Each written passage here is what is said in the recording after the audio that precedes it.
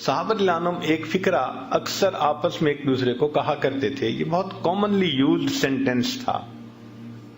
فرماتے تھے کہ اگر مصیبتیں آئیں تو اچھے انداز سے ان کا استقبال کرو، جیسے مہمان کا استقبال کرتے ہو نا. اللہ اگر ایسے حالات بھیجے تو ان حالات کا بھی خوشی سے استقبال کرو، اور اللہ تعالیٰ اگر نعمتوں سے نوازے تو عاجزی سے ان نعمتوں کا استقبال کرو. کیوں کہ یہ مصیبتیں آتی ہیں بسا اوقات ہمارے لیے فائدے مند بن کر. وہ کیسے؟ کہ انسان غافل ہو جاتا ہے، بھول جاتا ہے اپنے پروردگار کو، اللہ کے در سے دور چلا جاتا ہے، اور اللہ رب العزت نہیں چاہتے کہ میرے بندے مجھ سے دور جائیں، تو اللہ تعالیٰ پھر اس کی طرف پریشانیاں بھیجتے ہیں، مصیبتیں بھیجتے ہیں.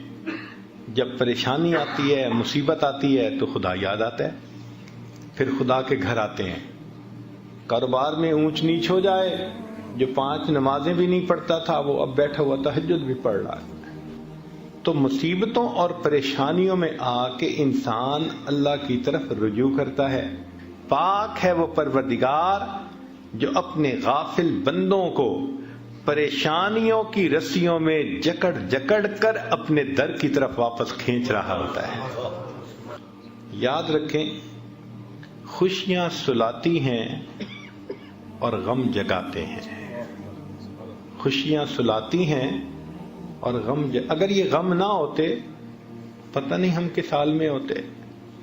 اس لیے کسی نے عجیب بات کہی، سکھ دکھاں تو دیواں وار، دکھاں آن ملائم یار.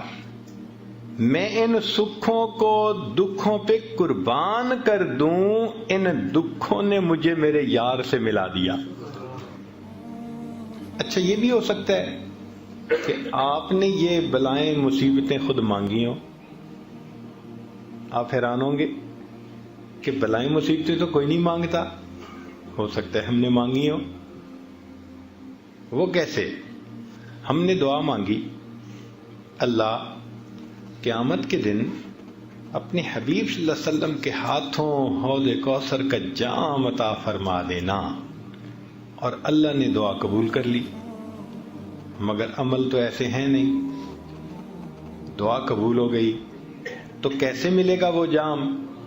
تو پھر اللہ تعالیٰ ایسے بندے کی طرف کچھ چھوٹی پریشانیاں، کچھ مصیبتیں، کچھ حالات بھیج دیتے ہیں.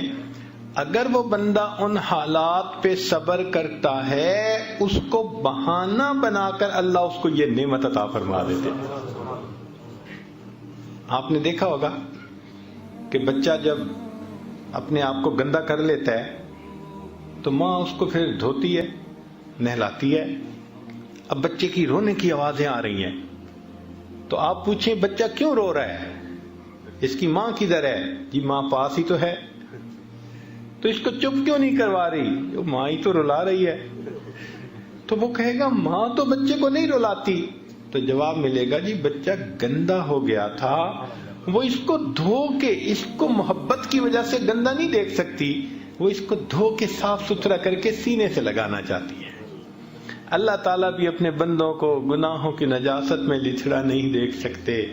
جب بندے ایسے کر بیٹھتے ہیں، فرمایا ما اصابکم من مصیبت فبما کسبت ایدیکم. ہاتھوں کی کمائی ہوتی ہے تو ہم پھر مصیبتیں بھیج کے میرے بندوں تمہیں پاک صاف کر لیتے ہیں تاکہ ہماری رحمت سے تمہیں حصہ نصیب ہو سکے. لا الہ الا اللہ، لا الہ الا اللہ، لا الہ الا اللہ، لا الہ الا اللہ، لا الہ الا اللہ، لا الہ